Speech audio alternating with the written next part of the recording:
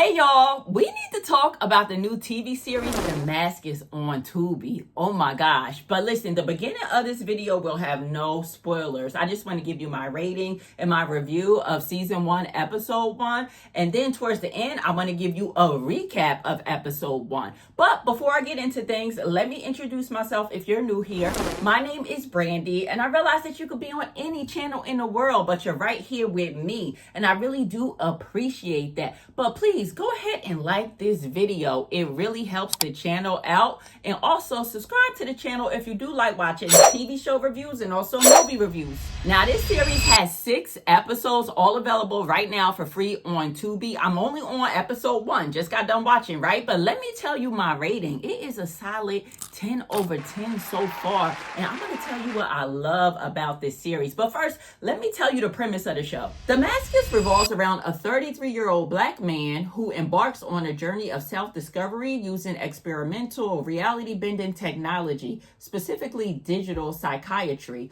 to explore different timelines of his life. Now, let me tell you what I love so far about this show. The casting. Oh my God, these people are funny. This show stars Martin Lawrence. We have Janet Hubert in this show as well. She plays the therapist. And the main character, I'm not that familiar with him, but he has a Nigerian name. I'm going to try to pronounce it. Okiriadi Anadawan. I'm not familiar with him, but he is naturally funny, smooth, and he's easy on the eyes too, right? So the acting is top tier. A bunch of other faces to me too that look familiar, but I don't quite know who they are. And also what I love about this show so far is that it is not cheap. This is not what you expect from a Tubi movie, okay? I also love that this is a black cast and it's sci-fi, okay? We do not have a lot of black sci-fi shows. Now me, I love Black Mirror, right? And hopefully this show goes on to be a very smart show. And it seems to be from what I see from episode 1. I also love the pacing of this show. And I also love to just see a black man in therapy. But this therapy was very futuristic, but it was interesting to see. The soundtrack was actually good on this show too, right? It was giving me vibes of Insecure for some reason. Totally different premise of the show and mostly male dominated from what I see so far. But I was definitely getting some Insecure vibes. All right, y'all. So now we're going to get into some spoiler talk. I'm going to give you a high level recap of episode 1. Not going to give away every single detail because again, you guys, you got to support this show, okay? Go over to Tubi and watch Demascus. Now, the opening scene kicks off with Demascus receiving his therapy. He's in like a hologram of a rainforest, okay? And she asks him, like, are you happy? And he's like, you know, I'm 33. I'm just trying to find myself. And my dominant trait is that I'm unknowable, right? He explains that it's some kind of coping mechanism for him as a black man. And she tells him, like, listen, you know, within that same realm of being happy that you're unknowable, you're losing yourself and you don't even know who you are, right? So he sparks up a blunt, right? He's like, yo, can I smoke in here? She's like, yeah, go ahead, right? And a few minutes later, she asked to hit the blunt too. When I tell you this show is funny, it is funny. So long story short, in this therapy session, she encourages him to get to know himself by using a new technology device called DIRT. It stands for Digital Immersive Reality Therapy, and it's a device that goes over your head, right? So he lays down, she puts the device on his head, and then we see him going home, right? He's going home, but his sister is right outside of his house. And she looks upset and he's like, what's wrong? And she's like, Drew beat me up. Drew is her boyfriend and she's pregnant by him. So they go in the house and they're talking and she's like, you gotta ride out on that ninja. He put his hands on me. He choked me. She has bruises all over her neck. Her lip looks a little bit busted. But let me tell you, this girl is funny too. Not sure where I know her from, but she looks so familiar, but she is so funny. So she's like, yo, you gotta ride out, man. You gotta let him know he can't put his hands on me. And he's like, why don't you just call the cops, get him locked up, right? And she's like, you know, I can't do that. You know, I'm pregnant. Basically telling her big brother, like, listen, I'm not leaving him. I just want you to go talk to him, rough him up a little bit, let him know he can't be putting hands on me. So Demascus, as the big brother, he feels that weight on him and that responsibility, like, no, I have to protect my little sister, right?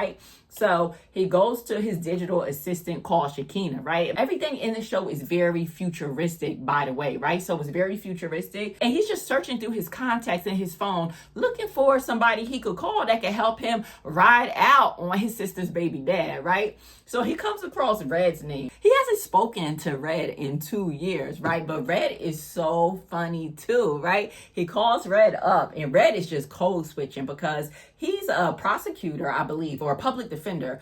And he's around a bunch of his co-workers and he's golfing, right? So you hear him talking, very eloquent one moment to his co-workers, but when he gets on the phone with Demascus, he code switching, right? So Red agrees to ride out with Demascus, right? Which is interesting because he hasn't talked to Demascus in about 2 years. But nonetheless, we do find out that Red is just frustrated with corporate America. He says he wears suits every day to work, right? And sometimes he just want to do hood rat shit with his friends, right? So that's really why he want to ride out, right? But anyway, Red is super funny. So he asked Demascus, like, well, how many people you got? Like, we need four people to ride out. And Demascus like, I only got you, man. I could call my uncle up, my Uncle 40. Uncle 40 is Martin Lawrence, by the way. Martin Lawrence is on dialysis. He got health issues. He walks with a cane. Like, he tore up from the floor up, right? But still hilarious in this episode.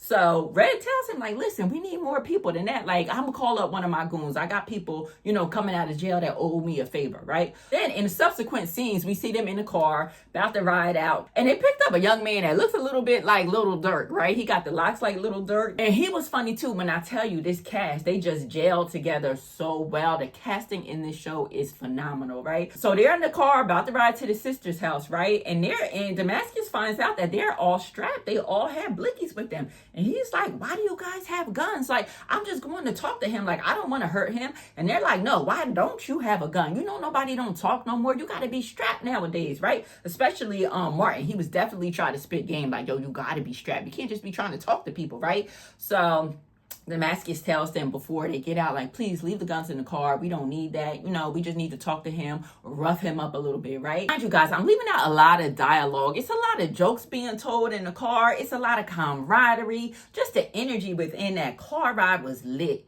So they get to the sister's apartment and the elevator is broken. So they had to walk up all of these flights of stairs to get to the sister's apartment. I love the song that they played, by the way, right at that time. Like, take me to the 8th floor, whatever song that was. Again, the soundtrack on this show is lit. They knock on Drew's door.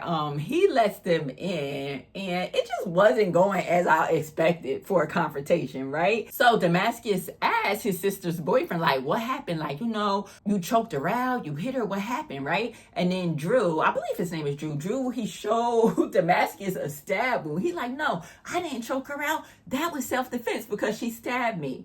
And Demascus was like, oh, damn near saying sorry to the guy. I'm like, Demascus, stay focused, right? Think, right? Because if it was self-defense, how are you choking her out and she has bruises on her neck? But anyway, that's another story. The point is that Demascus was a little bit soft within this confrontation, right? But Uncle 40, Martin, he was trying to turn up because he kept saying, listen, I'm the patriarch of this family, right? You're not going to be putting hands on no female in this family, right? But Martin Lawrence, he's waving his knife around all crazy at Drew, right? Just trying to show his authority as the patriarch of the family, right? He makes a mistake and he punctures his bag. I forgot what you call that bag, a dialysis bag. I'm not sure what it is, but it has feces in it, right? Pee, urine, all of that stuff, right? So he punctures the bag, right? The bag opens up and some of the feces splash on Little Dirk's face, right? Oh my God. So Little Dirk is like, ah! He's screaming all crazy, right? But then he falls on the coffee table, right? And then he falls on the ground, but his gun goes off. His gun goes off, y'all, and he shoots Drew straight in the head.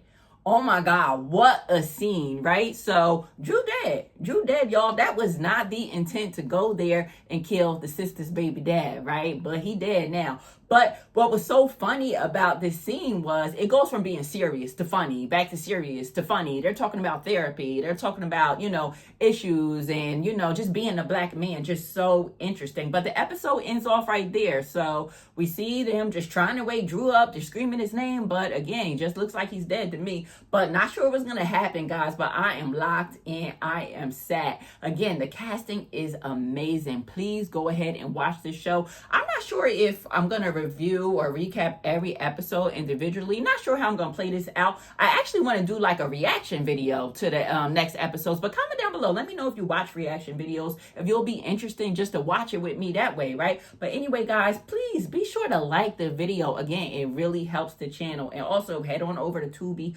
Watch this. You will not be disappointed. I saw somebody on Twitter say that this show is going to put Tubi on a map, and I agree, because Tubi deserves a win. Now, I watched Tubi quite a bit in the past, right? I'll throw it on in the background and watch some of the shows. A lot of it be ratchet, some of the acting be bad, but I don't have nothing against Tubi personally. I even watched the Super Bowl on Tubi. But nonetheless, guys, I don't want to be rambling too much. I need to go watch the rest of this series, right? But make sure you like the video, subscribe to the channel, and turn on your notifications. See you on the next video. Peace.